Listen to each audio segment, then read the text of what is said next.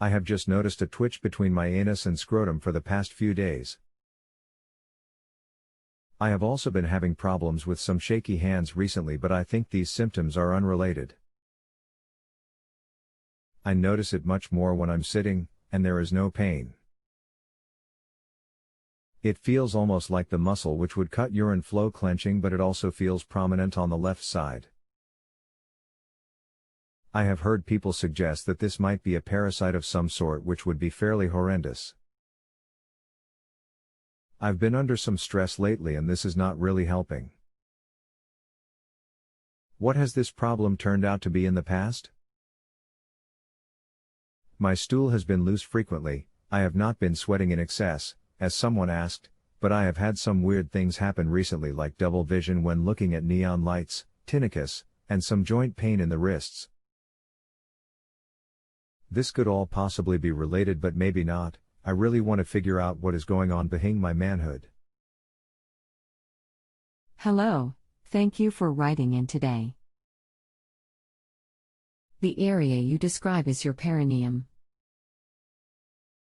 It is not uncommon for a man to have some pain, discomfort, or twitching in this area. There are a variety of causes that could manifest with twitching. For example, certain exercises, such as bicycling, can cause this problem. However, one of the most common causes is urinary problems and infections. In particular, urinary retention, urinary tract and prostate infections can cause this perineal twitching. In your particular case, I would advise you to visit with your medical provider. He or she may want to do a prostate exam and possible urine screen for infection. It is possible to have these types of infections without obvious signs in the area. Also, I do want to mention that although most likely unrelated, the shaky hands could be a symptom of infection if there is some systemic involvement, spread. I hope this helps. If you have any additional questions, concerns, or would like to discuss this further, please let me know. Ms. Lisa. Hey Miss Lisa, you helped me the other day with my prominent cisterna magna. Well, the only reason that I had gone to get a CAT scan was to get to the bottom of my shaky hands. It is not low blood sugar, thyroid, and I don't think MS either, not Parkinson's. I notice that I am not crapping, pardon my slang, but I can't think of a medical term, as much lately, and it is almost always loose. If I had any type of rupture in my GI tract, I would know about it, right? I feel very good and don't have any type of fever or anything indicative of a systemic infection. I have some type of upper respiratory infection, shaky hands, eyes slow to focus at times, double vision when looking at anything thin that gives off its own light, neon lights or green arrows on traffic signals, and a bit of tinnicus or ringing in my ears, it seems. I have had the visual disturbances and shakes for weeks now, the twitch not so long, which is why I think unrelated. Also, if there was some type of infection, I'm sure that I would be feverish by now. What do you think about this being potential caused by parasites? Could all of it possibly be caused by parasites? My CAT scan would have picked up a brain parasite, right?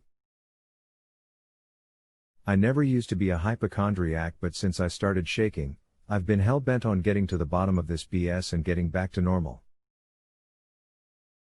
I felt great today though. Hello, yes, I remember you. I'm glad you are having a great day today. Okay, with you, I almost suspect that this is a separate thing. I don't think the shaking and the new onset perineal twitch are likely related.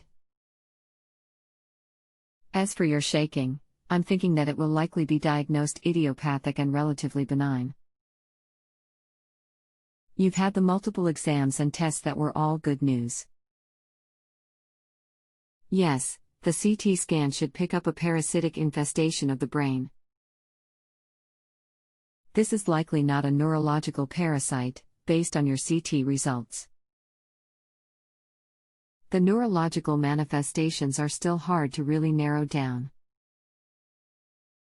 Did you have a chance to talk about that result, in regard to the previous CT and regarding significant changes in comparison between the two, with your provider? Any new information from your provider regarding your neurological complaints? Now, for the perineal twitch, you may want to talk with your provider about having that prostate and urinary tract evaluation. If you are found to have a prostatitis, urinary obstruction, urinary tract infection, or something else along that line, there is a possibility that your symptoms may improve. If you have a systemic infection, it would most likely be noticed in your complete blood count, but you wouldn't necessarily have a fever. At this point, you've looked at this from many angles, so maybe evaluating this from a genitourinary level wouldn't be such a bad idea. Let me know what you think. Ms. Lisa. Ms. Lisa, I don't have health insurance, though I will have it within a week. This is why I have been working so hard to figure out what may be causing the conditions myself. Any tests that I have gotten, I have paid for out of pocket. I did not call and find out about the differences between the two CT scans, I just assumed that side by side he would have noticed if suddenly I had a prominent cisterna magna. I have been very nervous that my lack of action will cost me. My shakes have not gotten considerably worse, but the tinnicus is new.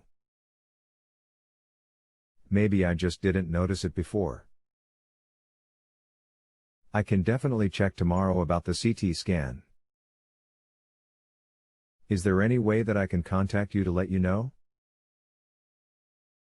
I'm in a very tough position waiting when I feel inside that something is wrong and new crap happens all the time.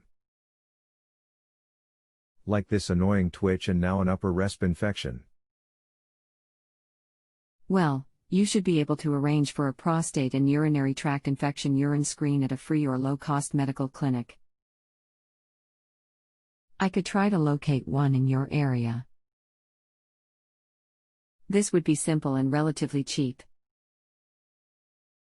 I know you like your provider, so, if you choose to discuss this with him/her, it should be relatively inexpensive there too, in comparison to the fees you've paid for CT scans, etc. Since the tinnitus is new, you really should be evaluated by him/her again. Also, you may want to be seen regarding the respiratory infection.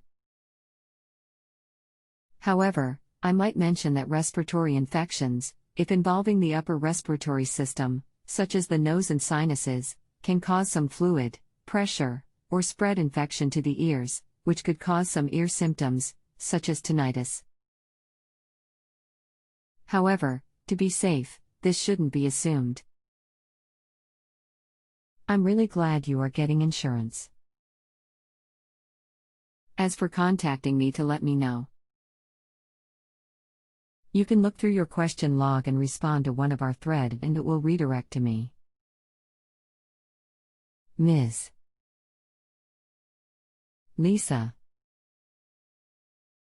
If you have a health question and want to chat with a doctor now, visit justanswer.com/ythealth.